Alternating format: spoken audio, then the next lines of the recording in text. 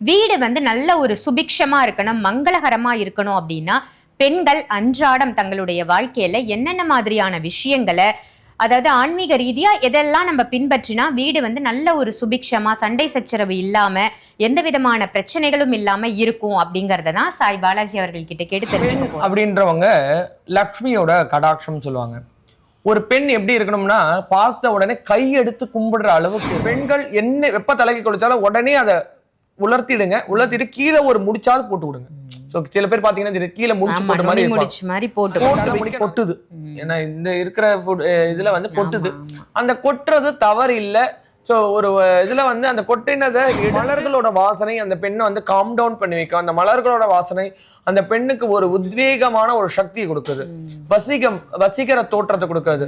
So ஒவ்வொருத்தருக்கும் ஒரு ஒரு இதுல வந்து ஈர்ப்பின் சமையல் அறையில தான் அந்த தேவதைகள் வந்து பார்ப்பாங்க. எதனால நம்ம எல்லாம் உறங்குற நேரம் அவங்க விழிச்சிருக்கிற நேரமா இருக்கும். ஸோ அவங்க வந்து பார்க்கும் பொழுது அந்த வீட்டுல அன்னம் இருக்கணும்.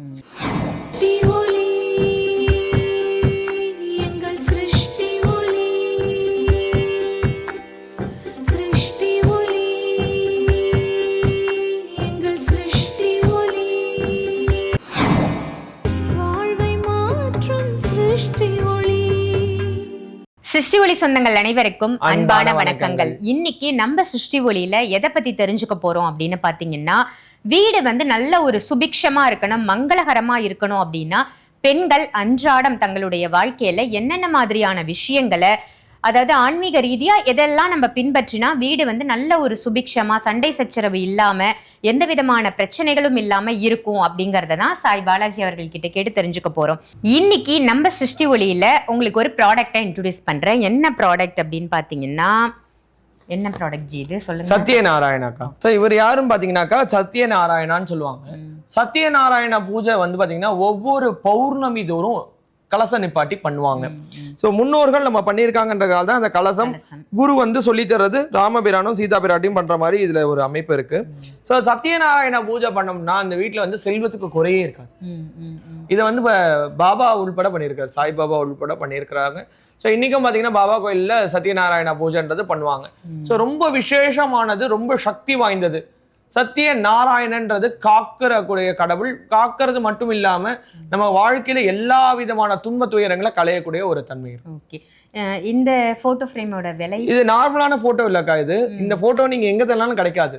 ஏன்னா இது பெயிண்டிங், கேன்வாஷ் பெயிண்டிங் சொல்லுவாங்க. அதாவது தஞ்சாவூர் பெயிண்டிங்கிறது கேன்வாஷ் பெயிண்டிங் தான். இந்த பிக் வந்து பாத்தீங்கன்னா உங்களுக்கு வந்து இதிகாசத்துல வரக்கூடிய அந்த இதுல இருந்து எடுத்தது. இந்த வேத புத்தகம் சொல்லுவாங்க, அதுல எப்படி இருக்குமோ அதுல எப்படி குறிப்பிட்டு இருக்காங்களோ அதை சொல்லி வரையப்பட்டு எடுத்தது. அதனால இது நார்மலான பிக்கு கிடையாது. ஸோ நார்மலா சத்யநாராயண போட்டோ எல்லா இடத்துலயும் கிடைக்கும் தான், இல்லைன்னு நான் சொல்ல மாட்டேன். நான் வந்து எங்க கிட்ட மட்டும்தான் சத்யநாராயண கிடைக்கும், எங்க கிட்ட தான் வாங்கணும்னு சொல்ல மாட்டேன். ஆனா இந்த தன்மை வந்து இதிகாசத்துல எப்படி இருக்கும், எப்படி அவர் நின்றுப்பாரு, அவரோட கோலம் எப்படி இருக்கும், அவருக்கு என்ன ஆபரணம் போட்டிருப்பாங்க அப்படின்னு சொல்லி வரைஞ்சது. ஸோ கஜாயுதம், அபய அஸ்தம், அதுல வந்து பாத்தீங்கன்னா தாமரை மலர் இருக்கும், சங்கு சக்கரம், இதுல வந்து பாத்தீங்கன்னா கருடன், இந்த பக்கம் வந்தீங்கன்னா ஆஞ்சநேயர் இருப்பாரு, ஸோ ராமபிரான் கீழே இருக்க மாதிரி நாரதர் இருப்பாரு. ஸோ மற்றவங்களை வந்து பூஜை பண்ற மாதிரி குரு சொல்லி கொடுத்து பண்ற மாதிரி என்னென்ன பட்சணங்கள் வைக்கணும், என்னென்ன இருந்ததுன்னு சொல்லி ஒரு மைன்யூட்டா ரொம்ப நுணுக்கமா இதை பண்ணியிருப்போம். ஸோ இதோட விலை வந்து பாத்தீங்கன்னா 3000 ரூபாய் வருது. ரொம்ப தத்ரூபமான ஆதி காலத்துல சத்யநாராயணர் எந்த வடிவத்துல இருப்பார் அப்படின்னு அந்த புராண புத்தகங்கள்ல இருந்தபடி கேன்வாஸ் பெயிண்டிங் பண்ணியிருக்காங்க. இது யாருக்கு வேணும் அப்படின்னு நினைக்கிறீங்களோ, ஒவ்வொரு பௌர்ணமிக்கும் செல்வம் தேடி வரணும், செல்வ செழிப்போட வாழணும்னு நினைக்கிறவங்க இந்த சத்யநாராயணர் படத்தை வச்சு விரதம் இருந்து நீங்க பூஜை பண்ணீங்கன்னா செல்வ செழிப்பு நிச்சயமா உங்க இல்லம் தேடி வரும். யாருக்கு வேணும்னு நினைக்கிறீங்களோ வீடியோல தெரியுற நம்பருக்கு கால் பண்ணி ஆர்டர் பண்ணி இமீடியட்டா வாங்கிக்கோங்க. இப்ப நம்ம வந்து பெண்கள் எப்படியெல்லாம் இருக்கணும் அப்படின்றத பத்தி பேசலாம். பெண் அப்படின்றவங்க லக்ஷ்மியோட கடாட்சம் சொல்லுவாங்க. ஒரு பெண் எப்படி இருக்கணும்னா, பார்த்த உடனே கையெடுத்து கும்பிடுற அளவுக்கு இருக்கணும். இப்போ என்னதான் நாகரிகங்கள் வளர்ந்திருந்தாலும் போடக்கூடிய ஆடை மற்றவங்களை முகம் சொல்லிக்கிற அளவுக்கு இருக்கக்கூடாது. ஸோ எந்த ஒரு விஷயமும் யாரும் பார்த்து முகம் சொல்லி கிடைச்ச இப்படி ஒரு ட்ரெஸ் போட்டிருக்காங்களேன்றத அளவுக்கு இருக்கக்கூடாது. வீட்டில் என்கிட்ட இதுதாங்க இருக்கிறது எதுவோ அந்த ஆடையை அழகா சுத்தம் பண்ணி அதை போட்டுக்கிடணும். ஸோ ஒரு பெண்ன்றவங்க வீட்டுக்குள்ள நுழையும் பொழுது இன்முகத்தோட யாரா இருந்தாலும் வரவேற்கணும். அவங்க வந்து தலைமுடியை எந்த சூழ்நிலையும் கழட்டி விடக்கூடாது, அதாவது பிரிச்சு விடப்படக்கூடாது. எதனால அந்த மாதிரினா, எந்த அளவுக்கு அந்த பெண் தலை விரிச்சு போட்டு இருக்காளோ அந்த அளவுக்கு அந்த வீட்டுல கஷ்டம் வரும். இதுக்கு ஒரு எடுத்துக்காட்டு சொல்லணும்னா இதிகாசத்துல திரௌபதி வந்து அந்த 3 நாள்ல தலைக்கு குளிச்சுட்டு தலையை விரிச்சு போட்டு வச்சிருந்தாங்க. அதனாலதான் துச்சாதனன் தலையை முடிய பிடிச்சி இழுத்துட்டு வரதுக்கு சௌரியமா இருந்துச்சு. அதுவே அவங்க தலைமுடியை கட்டி வச்சிருந்தாங்கன்னா யாருக்கிட்ட வரும் அந்த முடியிலே அடிச்சிருக்கலாம். ஓப்பனா சொல்லணும்னா சோ நம்ம ஏன் இப்படி ஜோவியலா சொல்றோம்னா ஒரு விஷயத்த வந்து நமக்கு உள்ள உட்காரணும்னா அது புரியுற மாதிரி இருந்தாதான் இதுவா இருக்கும். அதனால பெண்கள் என்ன வெப்ப தலைக்கு குளிச்சாலும் உடனே அதை உலர்த்திட்டு கீழே ஒரு முடிச்சாவது போட்டு விடுங்க. சோ சில பேர் பாத்தீங்கன்னா கீழே முடிச்சு போட்ட மாதிரி போட்டு வைக்கணும். அது கம்பல்சரி. நம்ம குழந்தைக்கு நம்ம சொல்லி கொடுத்தா நம்ம குழந்தைக்கு வரும். சோ நம்மளே தலையை விரிச்சு போட்டு ஷார்ட் ஹேர் நான் இப்படி வச்சுக்கிறேன் அப்படின்னு சொல்லி நம்ம வச்சுட்டோம்னா நம்ம குழந்தையும் அதே தான் பண்ணுவாங்க. அவங்க இன்னும் ஒரு ஸ்டெப் மேல போய் கிராப் கட்டிங்கே வச்சிருவாங்க. சோ முடியை வந்து ஆண்கள் கட் பண்ணி இருக்கணும், பெண்கள் முடி விடணும். சோ அந்த காலத்துல எல்லா ஆண்களும் சரி பெண்களும் சரி எல்லாரும் விட்டுருப்பாங்க. விவேக் கூட ஒரு கதை 2025 விஜயகாந்தே நம்ம தலைமுறை தான் முடி வச்சிருப்பார் அப்படின்னு சொல்லி தலைமுடி வாரி வச்சிருப்பாங்க. அப்பெல்லாம் ஆண்களும் ரெட்டை ஜடை போட்டு பின்னி கட்டிப்பாங்களாம். சோ இந்த முன்னாடி இது பண்ணிட்டு மொத்தமா கட்டி வச்சிருப்பாங்க. ஒரு குடிமின்றது போடுவாங்க. ஏன்னா இந்த முடியில தான் வந்து பாத்தீங்கன்னா பிரபஞ்ச சக்தியை இழுக்கக்கூடிய ஆற்றல். அதனாலதான் அந்த காலத்துல நமக்கு முக்காடு இந்த டர்பன் மாதிரி கட்டுவாங்க. ஸோ அந்த முக்காடு கட்டுறன்னு சொல்லுவாங்க இல்லைங்களா, அந்த மாதிரி கட்டி வச்சிருப்பாங்க. ஏன்னா நம்மளோட தலை வந்து மேலே பார்க்கக்கூடாது அப்படின்னு சொல்லி மூடி வச்சிருப்பாங்க.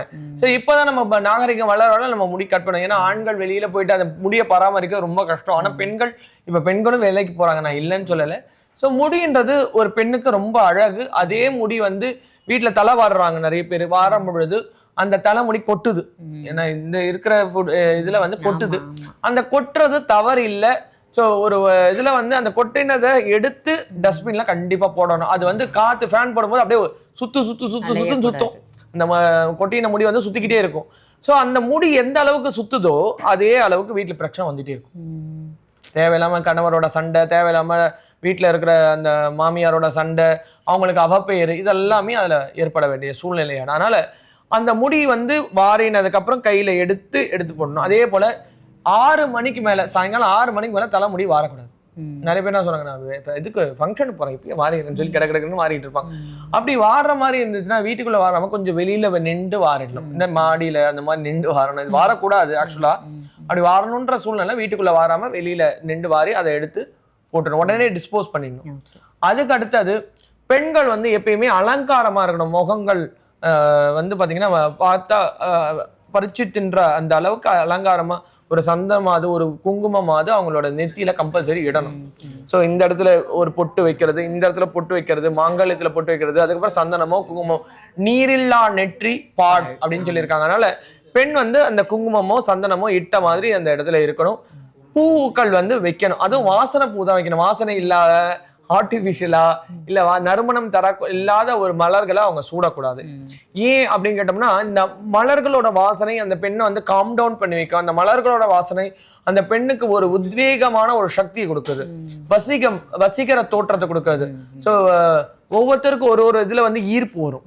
ஸோ அந்த மாதிரி இந்த பெண்ணோட அந்த இது வந்து இந்த மற்றவங்களை ஈர்க்கக்கூடிய தன்மை இருக்கும். ஆனா எந்த ஒரு இதுலயும் காமமா இல்லாம ஒரு இதுவாவே மங்களகரமா கையெடுத்து கும்பிடக்கூடிய ஒரு தன்மை. உங்களை பார்த்தா லக்ஷ்மி பார்த்த மாதிரி இருக்கு, கோவில்ல இருந்து அம்பாலே எழுந்து வந்த மாதிரி இருக்கு. என்னோட குருவை நிறைய பேர் சொல்லியிருக்காங்க. அந்த கர்ப்ப கிரகத்துல அந்த அம்பாலை பார்த்த மாதிரி இருக்கு அம்மா அப்படின்னு கையெடுத்து கூடுவாங்க. நான் சொல்றேன் என்ன நடக்குது, எங்க போனா உங்களை எங்கேயோ பார்த்த மாதிரி இருக்கு. அந்த வசீகர தோற்றம் என்னன்னா எந்த அளவுக்கு பெண் அலங்காரமா இருக்கோ அந்த வசீகர கை நிறைய வளையல் அணியிறது. ஸோ நமக்கு வந்து பாத்தீங்கன்னா அந்த வளகாப்பப்போ அணிஞ்சதோட சரி, அதுக்கப்புறம் எல்லாரும் 2 வளையல் ஒரு வளையல் தான் அணிஞ்சிருக்காங்க. ஏன்னா அது வெயிட்டா இருக்கு, இதுவா இருக்கு. இப்ப பாருங்க நான் ஆணு, சோ நான் எத்தனை போட்டிருக்க பாருங்க. இதுக்கே சொல்றாங்க, இதுக்கே கேக்குறாங்க எல்லாரும். என்ன சொல்றாங்க, எப்படி ஜீனி நீங்க போட்டிருக்கீங்க, கை வலிக்கலையா, உங்களுக்கு அரிக்கலையா அப்படின்னு கேக்குறாங்க. சோ இது என்னன்னா நம்ம ஆன்மீகத்துல இருக்கிறோம் அப்படின்ற ஒரு அடையாளம், பிளஸ் வந்து இதோட வைப்ரேஷன்ஸ் பேரு. ஸோ நார்மலா ஒரு கோவிலுக்கு போறோம், அந்த இடத்துல நம்மளோட சிந்தனைகள் பல்ல முகமா சுத்திக்கிட்டே இருக்கும். ஸோ அங்க இருக்கிற அந்த நேச்சுரலான அந்த வைப்ரேஷன், அந்த பிரபஞ்ச சக்தியை இழுக்கிறதுக்கு ஒரு பொருள் தேவை.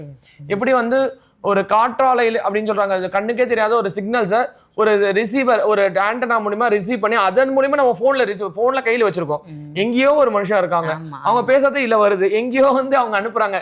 இங்க இருக்கிற போட்டோ எப்படி காத்து வழியா அங்க போகுது நம்ம யோசிக்கிறதுக்கு அந்த மாதிரிதான். ஸோ நம்மளோட உடம்ப வந்து வைப்ரேஷனை வச்சிருக்க இந்த விஷயங்கள் வந்து யூஸா இருக்கும். அடுத்தது வீட்டுல காலையில சாப்பாடு பண்றோம் அப்படின்னும் பொழுது அந்த பத்து பாத்திரத்தை வீட்டுல சேர விடாம அப்பப்ப நியர்பை தொலைக்கி வச்சிடணும். இல்ல வேலை பார்க்கறவங்க வரட்டும் அது வரைக்கும் இருக்கட்டும்னு சொல்லிட்டு அந்த பத்து பாத்திரத்தை போடக்கூடாது. அதுல ஈக்கள் முக்கிறது அந்த மாதிரி இது இருக்கும். நைட்ல சாப்பிட்டதுக்கு அப்புறம் எல்லாத்தையும் வாஷ் பண்ணி தூக்கி போட்டுறக்கூடாது.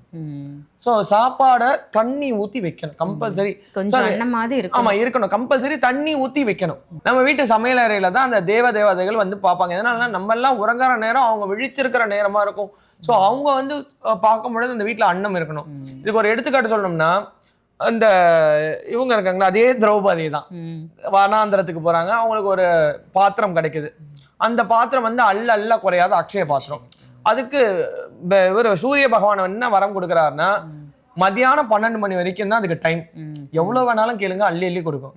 ஒன்ஸ் நீங்க அந்த 12 மணிக்குள்ள நீங்க அர்ஜென்ட்ல கழுவி கவுத்துட்டீங்க அப்படின்னு சொன்னோம்னா அது எதுவுமே இல்லைன்னா வராது. இதை தெரிஞ்ச துரியோதனன் என்ன பண்றான்னா, இந்த திரௌபதிக்கு இதுக்கு வந்து அந்த வனாந்திரத்துக்கு வந்து துர்வாசர் அனுப்புறாரு. ஏன்னா அவர் தான் வந்தது கோபம் பிடி சாபம் கொடுப்பாருன்ட்டு. ஸோ இவங்க என்ன பண்ணாங்க, பீமா எண்ணில் அடங்காத சாப்பாடுலாம் சாப்பிட்டு திளைக்க சாப்பிட்டு விட்டுட்டாரு. இவங்க அலம்புறாங்க, கவுக்க போறாங்க. அந்த நேரத்துல துர்வாசர் வராரு. சாப்பாடு என்னன்னு, ஐயோ கழுவிட்டோமே, இதுக்கப்புறம் எப்படி இதுல வரும்னு கலங்கி எப்பயும் நம்ம எல்லாரும் பண்றதுதான், கடவுளே அப்படின்னு நம்ம கொள்ளுவோம். அவங்க கிருஷ்ணா அண்ணா எங்கடா இருக்க காப்பாது, எப்ப கஷ்டம் வந்தாலும் என்னதான் கூப்பிட்டு வேற யாரை கூட போற அப்படின்னு சொல்லிட்டு அவர் போறாரு. போய் பார்க்கும் பொழுது அந்த அக்ஷய பாத்திரத்துல ஒரே ஒரு பருக்க சாப்பாடு, ஒரே ஒரு கீரை துண்டு. அப்ப இதுல இருந்து என்ன தெரியுதுன்னா, அந்த காலத்துல சரியா பாத்திரத்தை அலம்பல அப்படின்றது. ஆனா அந்த நம்ம பண்ற தவறுல கூட இறைவன் நம்மள உதவுறதுக்கான ஒரு வாய்ப்பு இருக்கு அப்படின்றதுக்கு தான் இது எடுத்துக்காட்டு. அதனால்தான் வீட்டுல சாப்பாடு பண்ணி லாஸ்ட்ல எல்லாரும் சாப்பிட்டு முடிச்சதுக்கு அப்புறம் அந்த சாப்பாடை எல்லாத்தையும் கழுவி ஊத்தக்கூடாது, கொஞ்சமாவது சாப்பாடு போட்டு அதுல தண்ணி ஊற்றி வைக்கணும்ன்றதுக்காக இந்த இது சொன்னேன். அதனால அந்த காலத்துல நம்ம ஆளுங்க சுத்தம் இல்லலாம் இல்ல. சோ இது வந்து ஒரு எக்ஸாம்பிளுக்கு தான். அந்த இது இருந்ததுனால தான் அந்த பருக்க சாப்பாடையும் அந்த கீரையை சாப்பிடும்போது துர்வாசரோட வயிறு நிரம்பிடுச்சு, நான் சாப்பிட்டது போதும் போயிட்டு வரேன்னு போயிட்டாரு. ஏன்னா கடவுள் உதவுனா கூட அந்த கடவுள் உதவுறதுக்கு நம்ம கிட்ட ஏதாவது ஒரு பொருள் இருக்கணும். சோ இது ஒண்ணு. அரிசிய ஆழாக்களை தான் அளந்து போடணும், அதாவது படி. அது நம்ம வீட்டுல வச்சோம்னா அது பேர் ஆழாக்களை மட்டும்தான் அளந்து போடணும். பித்தளை, ஆமா பித்தளை ஆழாக்களை அளந்து போடணும். அதே மாதிரி டம்ளர்ல அளந்து போடக்கூடாது. அந்த சமையல் அறையை வந்து சுத்தமா வச்சுக்கிடணும். ஸோ இன்னைக்கு நைட்டு வந்து நம்ம பாத்திரத்தை அலம்பி அந்த கழிவுகள்லாம் எடுக்கிறோம்னா அடுத்த நாள் காலையில அதை டிஸ்போஸ் ஆயிடணும். 2 நாள் 3 நாள் கவர் ரொம்பட்டும் கட்டி வைக்கிறேன், அதனால அடுத்த நாள் காலையில டிஸ்போஸ் ஆகணும். காலையில பெண்கள் குளிக்காம எந்த சூழ்நிலையும் சமையல் அறைக்கு போகக்கூடாது. ஸோ பல்ல அலம்பிட்டேன், முகத்தை கழுவிட்டேன், நான் குடுக்குடுன்னு போயிடுறேன் அப்படின்னு போகக்கூடாது. படுத்து எழுந்திரிச்சாலே பெண்கள் கண்டிப்பா ஸ்நானம் பண்ணிட்டு சுட தண்ணியிலையாவது சோப்பு போலாம் போற, சும்மா ஊதிக்கிட்டாவது போயிட்டு இந்த வேலைகள் முடிச்சுட்டு ஃபைனலா நீங்க ரெஃப்ரெஷ் ஆயிட்டு வேலைக்கு போங்க, தப்பு கிடையாது. ஸோ குளிக்காம எந்த சூழ்நிலையும் பெண் வந்து இதுக்கு போகக்கூடாது. சிறப்பு. இன்னும் நிறைய விஷயங்கள் இருக்கு, நம்ம நேரம் பார்த்ததுனால இதோட எபிசோட் பத்தாது. ரொம்ப சிறப்பா சாய் பாலாஜி அவர்கள் பெண்கள் என்னென்னலாம் செஞ்சா நம்ம இல்லம் சுபிக்ஷமா இருக்கும் அப்படின்னு சொல்லியிருக்காங்க. இந்த பதிவு உங்க எல்லாருக்கும் பயனுள்ள பதிவா இருக்கும் அப்படின்னு நினைக்கிறேன். இதே மாதிரி வேற ஒரு நல்ல பதிவுல சாய் பாலாஜி அவர்களோட சிருஷ்டி ஒளியிலிருந்து உங்க எல்லாரையும் சந்திக்கின்றேன். நன்றி, வணக்கம்.